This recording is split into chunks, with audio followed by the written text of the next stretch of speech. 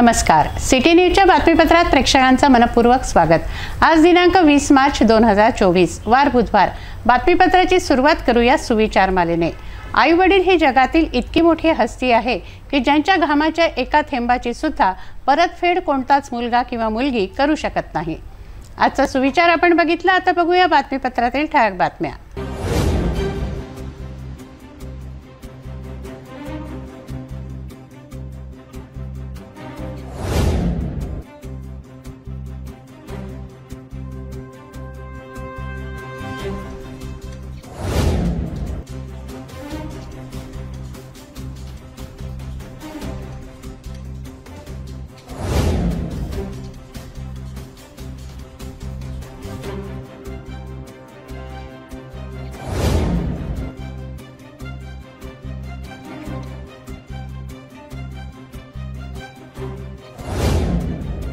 आपण ठळक बातम्या बघितल्या, आता घेऊया छोटासा ब्रेक।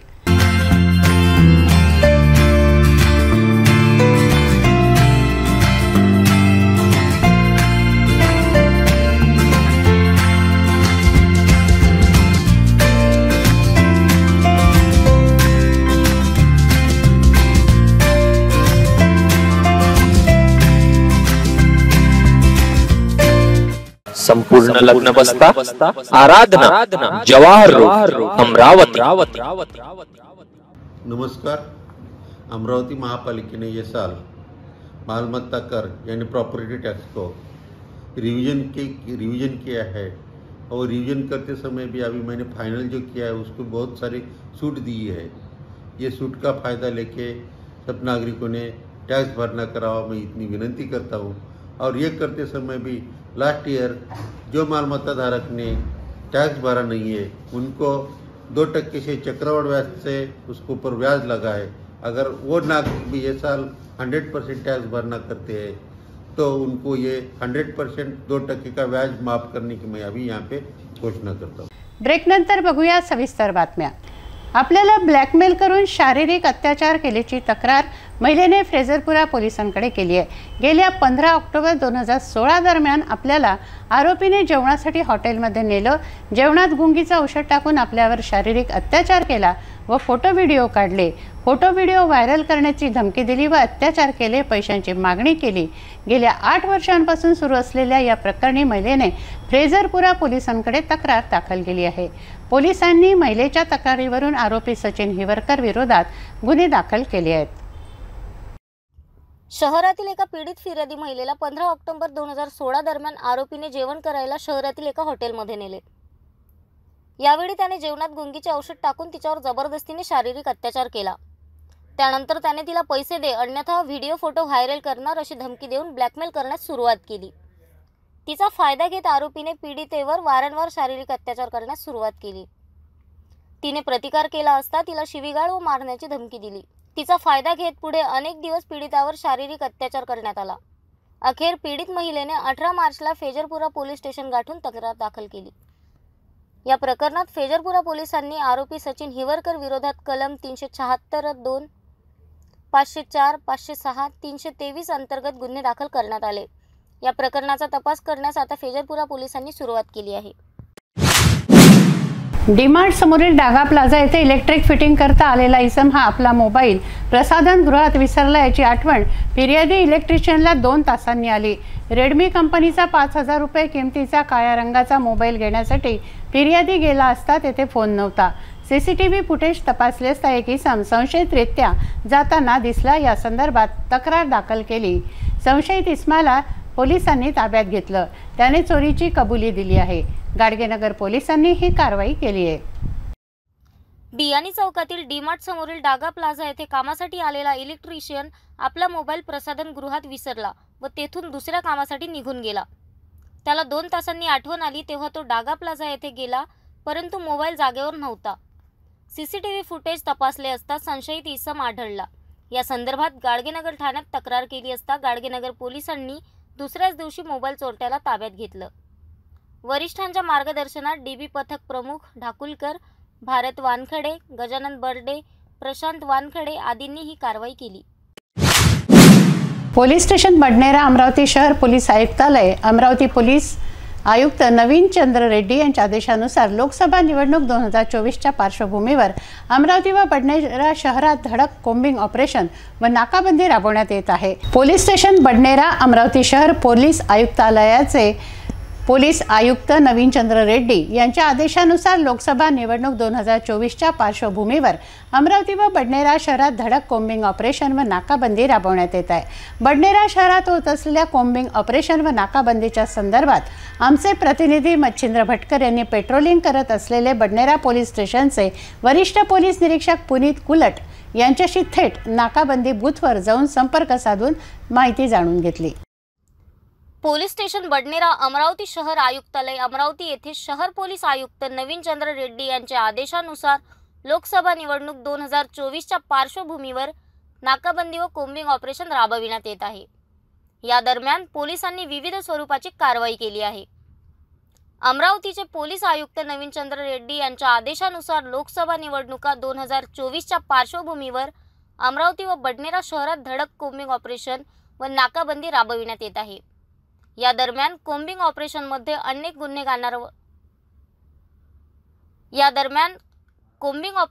अनेक गुन्हेगारांवर विविध प्रकारच्या आरोपीवर धडक कारवाई करून जेरबंद करण्यात येत आहे। तर ठिकठिकाणी नाकाबंदी करून वाहनांची कडक तपासणी सुरू आहे। बडनेरा शहरात होत असलेल्या कोम्बिंग ऑपरेशन व नाकाबंदीच्या संदर्भात आमचे प्रतिनिधी मच्छिंद्र भटकर यांनी पेट्रोलिंग करीत असलेले बडनेरा पोलीस स्टेशनचे वरिष्ठ पोलीस निरीक्षक पुनीत कुलट यांच्याशी थेट नाकाबंदी बूथवर जाऊन संपर्क साधून माहिती जाणून घेतली। लोकसभा निवडणुका 2024च्या पार्श्वभूमीवर अमरावती येथील आयुक्त नवीन चंद्र रेड्डी यांनी त्यांच्या आदेशानुसार बडनेरा व अमरावती शहरात कोम्बिंग ऑपरेशन तसेच नाकाबंदी सुरू केलेली आहे आणि याच दरम्यान बडनेरा येथील यवतमाळ अमरावती रोडवर नाकाबंदी सुरू आहे आणि येथे एक तपासणी सुद्धा केलेली आहे। आणि या संदर्भात माझ्यासोबत बडनेरा येथील वरिष्ठ पोलीस निरीक्षक आहेत पुनीत कुलट साहेब, हे या संदर्भात आपण त्यांच्याकडून पूर्ण माहिती जाणून घेऊ। सर, काय नेमकं निवडणुकीच्या पार्श्वभूमीवर काय नाकाबंदी आणि जे काही आपलं सुरू आहे संदर्भात काय सांगाल? इथे संपूर्ण पोलीस आयुक्तालय अमरावती शहर येथे एकूण 11 ठिकाणी बॉर्डर सिलिंग पॉईंट्स आदरणीय CP सर यांच्या आदेशाने लावण्यात आलेले आहे। त्यापैकी 2 सिलिंग पॉईंट्स जे आहेत ते बडनेरा पोलीस स्टेशनच्या हद्दीमध्ये लावण्यात आलेले आहे। एक हा जो तुम्ही बघताय यवतमाळ टी पॉईंट, इथे एक लावण्यात आलेला बॉर्डर सिलिंग पॉईंट आणि दुसरा बॉर्डर सिलिंग पॉईंट आहे अकोला नाका येथे लावण्यात आलेला आहे। त्या सिलिंग पॉईंटवर 3 पोलीस अंमलदार त्यामध्येच एक ट्रॅफिकचे अंमलदार आणि महसूलची जी SSTची जी टीम असते ती टीम या पॉईंट्सवर 24 तास आमचे महसूलचे आणि पोलीस अंमलदार या पॉईंटवर 24 तास वाहनांची संशयित वाहनांची चेकिंग इथे करणार आहे आणि पहारा असा पोलिसांचा राहणार आहे। हे नाकाबंदीबद्दल घडत आपण कोम्बिंग ऑपरेशन सुद्धा राबवलेलं आहे, यामध्ये आपण काय काय आढळून आलं आपल्याला बडनेरा शहरात? बरोबर आहे। आदरणीय CP सर, आदरणीय DCP सर आणि माननीय ACP सर यांच्या आदेशाने बडनेरा पोलीस स्टेशन हद्दीमध्ये 18/3/2024 चे 23 वाजेपासून ते 19/3 चे सकाळी 5 वाजेपर्यंत कोम्बिंग ऑपरेशन राबवण्यात आलेले आहे। त्यामध्ये एक ACP सर, एक PI, एक API, 5 PSI आणि एकूण महिला आणि पुरुष मिळून जवळपास 50 पोलीस अंमलदारांचा यामध्ये समावेश होता। तर यामध्ये मोठ्या प्रमाणात आणि कसून गुन्हेगारांची यामध्ये चौकशी करण्यात आली, शोध घेण्यात आला। त्यामध्ये 16 तडीपारांचं चेकिंग करण्यात आली, त्यापैकी 4 तडीपार मिळून आले। त्या 4 तडीपारांपैकी 3 तडीपारांकडे हे घातक शस्त्रसुद्धा मिळून आले। त्यानुसार त्यांच्यावर 4-25 भारतीय हत्यार कायदा आणि 142 मुंबई पोलीस कायदा यानुसार कारवाईसुद्धा करण्यात आली। त्यानंतर 2 प्रोहिबिशन केस म्हणजे अवैध दारूच्या धंद्यांवर रेडसुद्धा करण्यात आलेले आहेत। एका संशयित व्यक्तीवर 122 महाराष्ट्र पोलीस कायद्यानुसार कारवाई करण्यात आलेली आहे। 7 जमानती वॉरंटची बजावणी करण्यात आलेली आहे। तसेच एक गैर जमानती वॉरंट मधील आरोपीला अटक करून जेल रवाना करण्यात आलेले आहे। त्याच कोम्बिंग ऑपरेशन दरम्यान 2 ठिकाणी नाकाबंदी सुद्धा लावण्यात आली होती। या नाकाबंदीमध्ये 26 वाहनं चेक केली आणि 4 वाहनांवर चालांची कारवाई करण्यात आली आहे। एकूण 1800 रुपयांचा चालान करण्यात आलेले आहे। या प्रकारे आणि 2 व्यक्तींकडे घातक शस्त्रसुद्धा मिळून आलेले आहेत। त्यानुसार त्यांच्यावर 425 भारतीय हत्यार कायदा यानुसार कारवाई करण्यात आली आहे। हे होते बडनेरा पोलीस स्टेशनचे वरिष्ठ पोलीस निरीक्षक पुनीत कुलर सर यांनी जे कोम्बिंग ऑपरेशन आणि नाकाबंदी सुरू आहे लोकसभा निवडणूक 2024च्या पार्श्वभूमीवर त्या संदर्भात उत्तम माहिती दिलेली आहे आणि ही कोम्बिंग ऑपरेशन असंच सुरू राहील असे सुद्धा यांनी सांगितलेलं आहे। बडनेरावरनं मी मच्छिंद्र भटकर, सिटी न्यूज अमरावती।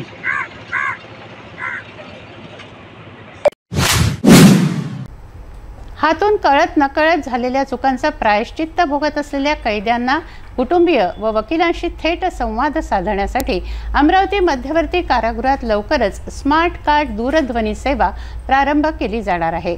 सर्व विभागातील बॅरिकेड बाहेरील बाजूस कंपनीचे दूरध्वनी संच बसवले जाणार आहेत। स्मार्ट कार्डमध्ये बंदींचे नातेवाईक व वकील यांचे एकूण 3 फोन क्रमांक सेव्ह केले जाणार आहेत।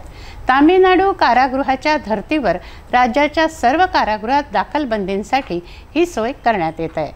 कारागृहात शिक्षा असलेल्या बंदीजनांना आता आपले कुटुंबीय वकिलांशी थेट संवाद साधता येणार आहे। अमरावती मध्यवर्ती कारागृहात लवकरच स्मार्ट कार्ड दूरध्वनी सेवा प्रारंभ केली जाणार आहे। हल्ली अमरावती मध्यवर्ती कारागृहात 1150च्या वर महिला व पुरुष बंदीजन आहेत। कारागृहात दाखल बंदीजनांना कारागृहाच्या नियमानुसार त्यांच्या वकिलांशी कुटुंबियांशी संवाद साधण्यासाठी मुलाखत, कॉइन बॉक्स, व्हिडिओ कॉन्फरन्सिंग, गळाभेट आदी सुविधा पुरवण्यात येत होत्या। परंतु कारागृहात क्षमतेपेक्षा जास्त कैदी असल्याने प्रचलित सुविधा देण्यात मर्यादा येत होत्या। तसेच काळानुरूप आधुनिक तंत्रज्ञानाची जोड देऊन कारागृहातील सर्व बंदींना त्यांचे वकील कुटुंबियाशी संवाद साधण्यासाठी सुधारणा होणे काळाची गरज आहे। तामिळनाडू कारागृहाच्या धर्तीवर राज्याच्या सर्व कारागृहांतील बंदीसाठी तामिळनाडू स्थित ॲनल ग्रुपच्या मदतीने स्मार्ट कार्ड सुविधा लवकरच सुरू केली जाणार आहे। त्यासाठी सर्व विभागातील बॅरेकच्या बाहेरील बाजूस दूरध्वनी संच बसविले जाणार आहेत। स्मार्ट कार्डमध्ये बंदीचे नातेवाईक व वकील यांचे एकूण 3 फोन क्रमांक सेव्ह केले जाणार। फ्रेझरपूर अमरावती येथील दोन्ही डीबी पथक तसंच महिला अंमलदार व आरसीपी प्लाटून यांनी गुप्त माहितीच्या आधारे राजुरा पारदेबेळा येथे धाड घातली असता दारूची हातभट्टी पकडण्यात आली। 50 लिटर गावरानी दारू, 6 ड्रम मोहाचा सडवा, दारू काढण्यासाठीचं साहित्य असा 37,000चा मुद्देमाल जप्त करण्यात आला आहे। गुन्हे दाखल करण्यात आले आहेत। फेजरपुरा पोलीस स्टेशन हद्दीत राजुरा पारदेबेळा अमरावती येथे सकाळी 8 वाजता प्रोव्हिजन रेड केली असता राजुरा पारदेबेळा अमरावती येथे गावरानी दारूची रनिंग हातभट्टी पकडण्यात आली। सदर कारवाईत 50 लिटर गावरानी दारू, 6 ड्रम, एकूण 840 लिटर मोहाचा सडवा व गावरानी हातभट्टीचे दारू काढायला लागणारे साहित्य असे 37,000 रुपयाचा मुद्देमाल जप्त करण्यात आला आहे। सदर कारवाईच्या अनुषंगाने फेजरपुरा पोलीस स्टेशन अमरावती शहर येथे दारूबंदी कायद्याप्रमाणे गुन्हा दाखल करण्यात आला आहे। वरिष्ठ अधिकाऱ्यांच्या मार्गदर्शनात वरिष्ठ पोलीस निरीक्षक मनीष बनसोड, सहाय्यक पोलीस उपनिरीक्षक विजय गीते, डीबी पथक मधील police head constable Yogesh Shrivas, Razzaq Shekuwale, Harish Chaudhari, Sagar Pandit, Nikhil Shahare, Dhanraj Thakur, Jayesh Parivale व महिला पोलीस अंमलदार तुळसा तिखोले, वंदना चौहान, दीपाली राऊत व आरसीपी प्लाटून यांच्या पथकाने केली आहे। भेटूया एका छोट्याशा विश्रांतीनंतर। किचन गृहिणी से जुड़ा एक अटूट हिस्सा, जहां उसे मिले हर एक चीज अपनी सही जगह पर।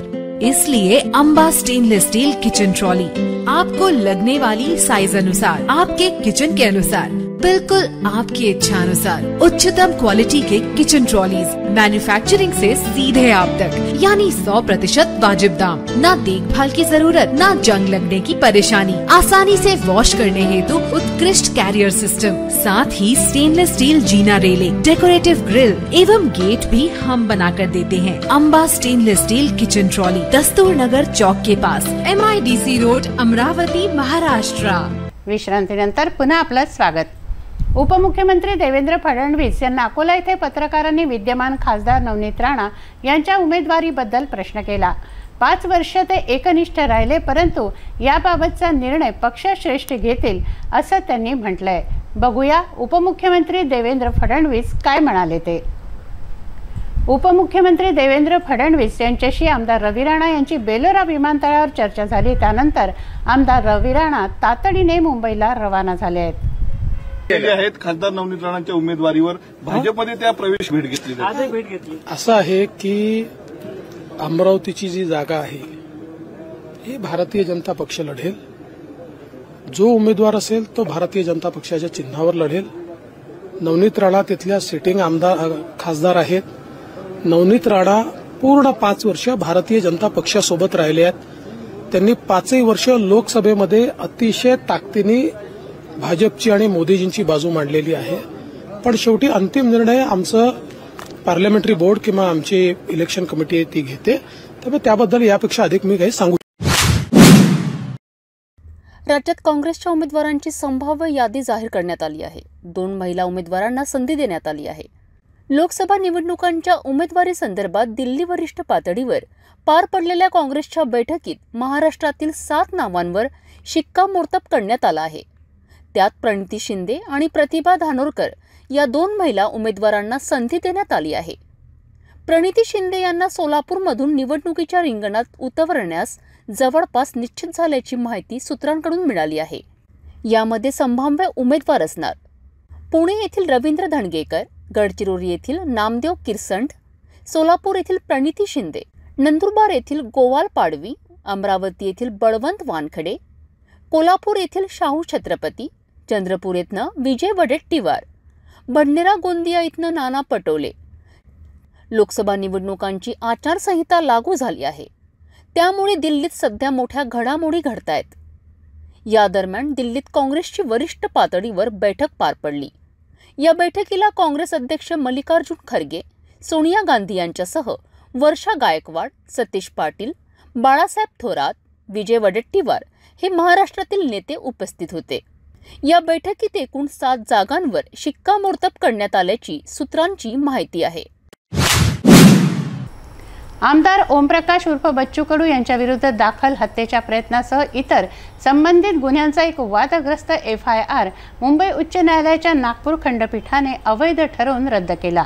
न्यायमूर्ती द्वय विनय जोशी व वृषाली जोशी यांनी हा निर्णय दिला।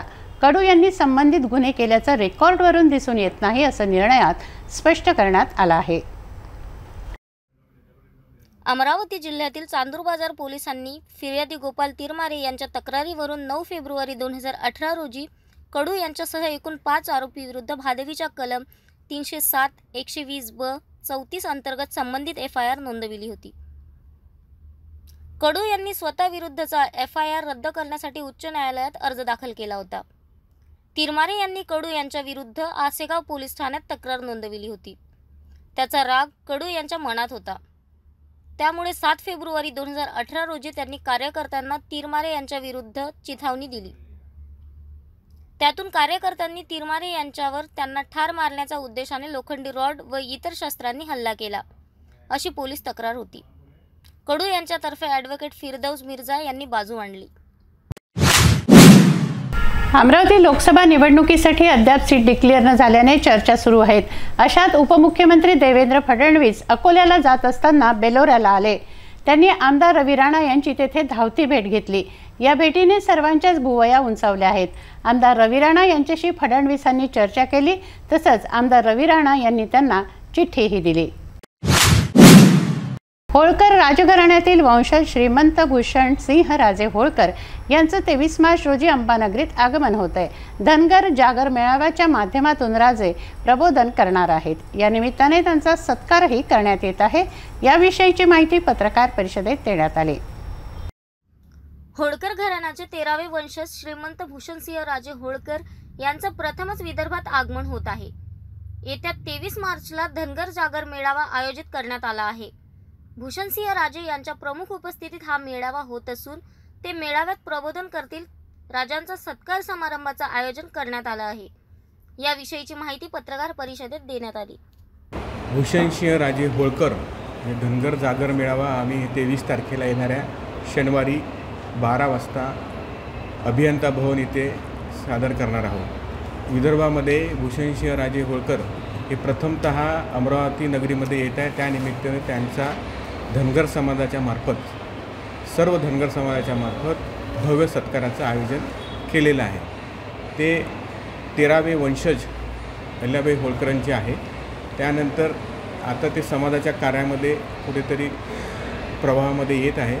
त्यांचं कार्य आणि धनगर समाजाचे राजे म्हणून समाजाला त्याची ओळख व्हावी म्हणून आम्ही सर्व कार्यक्रम उपस्थित केलेला आहे। सर्व समाज बांधवांना हीच नम्र विनंती आहे की त्यांनी सर्व प्रकारे सर्व घटकांनी समाजाच्या सर्व घटकांनी आई मुलाबाळांसोबत या समाजाला उपस्थित राहावे ही नम्र विनंती आहे।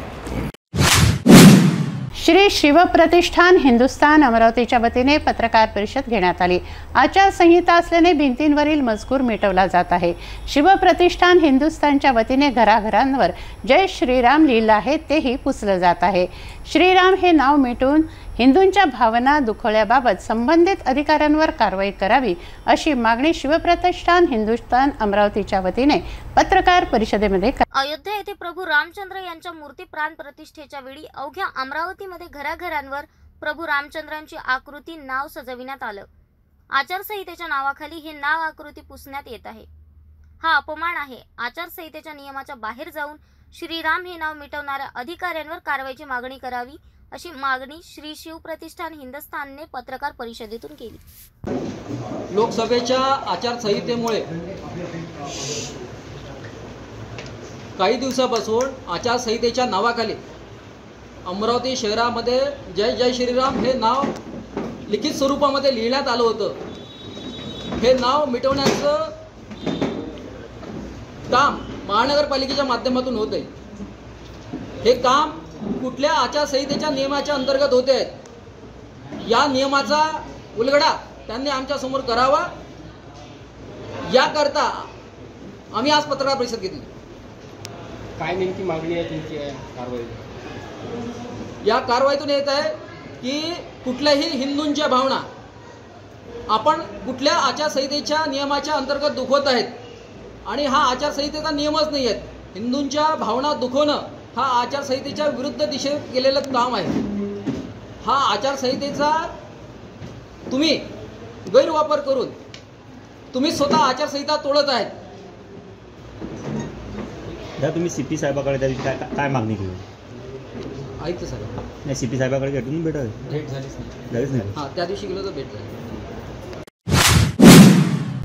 अचलपूर तालुक्यामधील कांडली ग्रामपंचायतमधील 17 सदस्यांपैकी 13 सदस्यांनी सरपंच सविता आहाके व उपसरपंच दिलीप उर्फ गंगा धंदारे यांच्या विरोधात अविश्वास प्रस्ताव दाखल केला होता।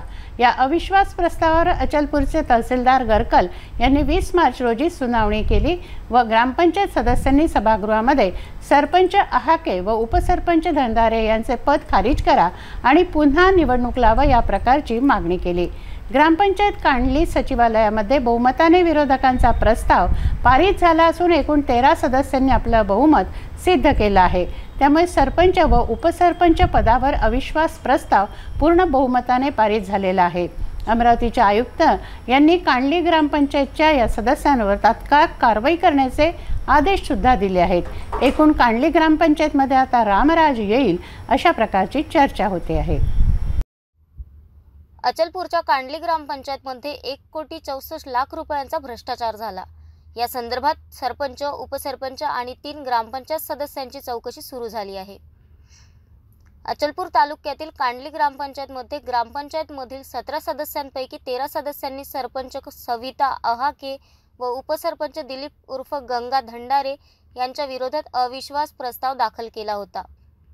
या अविश्वास प्रस्तावावर अचलपूरचे तहसीलदार गरकल यांनी 20 मार्च रोजी सुनावणी केली। ग्रामपंचायत सदस्यांनी सभागृहामध्ये सरपंच आहाके व उपसरपंच धंडारे यांचे पद खारिज करा आणि पुन्हा निवडणूक लावा या प्रकारची मागणी केली असता ग्रामपंचायत कांडली सचिवालयामध्ये बहुमताने विरोधकांचा प्रस्ताव पारित झाला असून एकूण 13 सदस्यांनी आपलं बहुमत सिद्ध केलं आहे। त्यामुळे सरपंच व उपसरपंच पदावर अविश्वास प्रस्ताव पूर्ण बहुमताने पारित झालेला आहे। अचलपूरच्या कांडली ग्रामपंचायतमध्ये 1,64,00,000 रुपयांचा भ्रष्टाचाराच्या संदर्भात सरपंच, उपसरपंच आणि 3 ग्रामपंचायत सदस्य यांची सुद्धा चौकशी लागली आहे। अमरावतीच्या आयुक्तांनी ग्रामपंचायतच्या या सदस्यांवर तात्काळ कारवाई करण्याचे आदेश दिले आहे।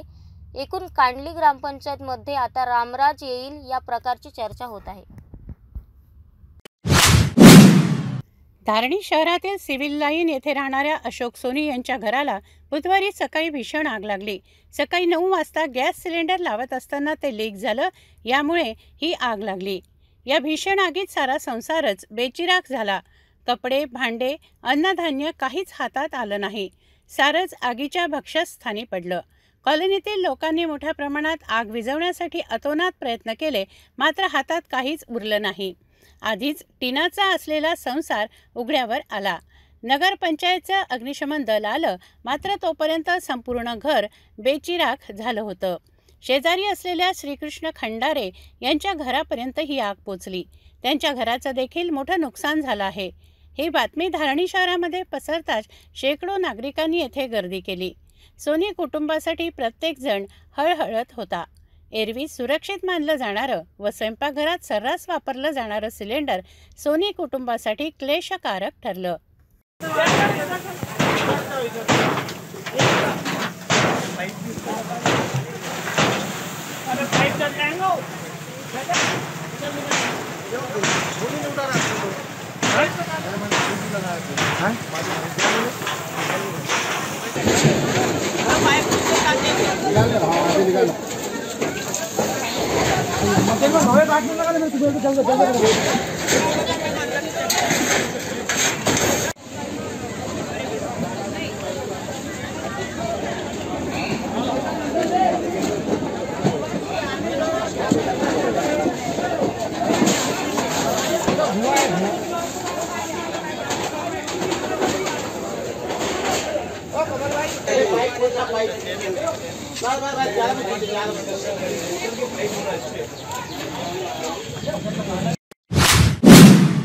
जाता जाता पुन्हा एकदा आजच्या ठळक बातम्या।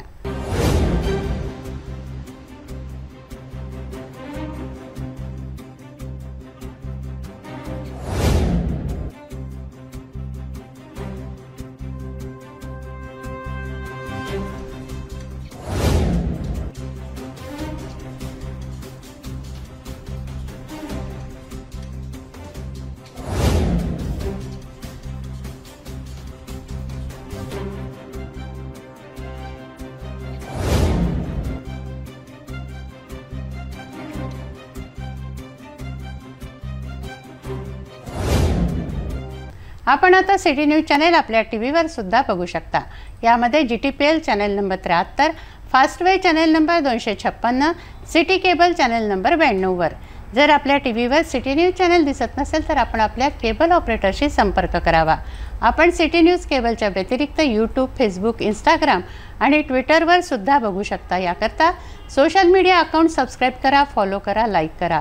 यूट्यूब अकाउंट सबस्क्राइब करण्याकरता सबस्क्राइब बटनला क्लिक करा आणि बेल आयकॉन दाबायला विसरू नका, कारण सर्वात आधी बातमी आपल्यापर्यंत पोहोचणार आहे। तसंच सिटी न्यूजचं फेसबुक पेज लाईक करा, इंस्टाग्राम आणि ट्विटर हँडल फॉलो करा। आपण व्हॉट्सॲपवर सुद्धा सूचना देऊन न्यूज प्राप्त करू शकता। व्हॉट्सॲप नंबर स्क्रीनवर येतो आहे। हे बातमीपत्र एवढ्यावरच थांबूया। पुन्हा भेटूया नवीन घडामोडींसह। नमस्कार।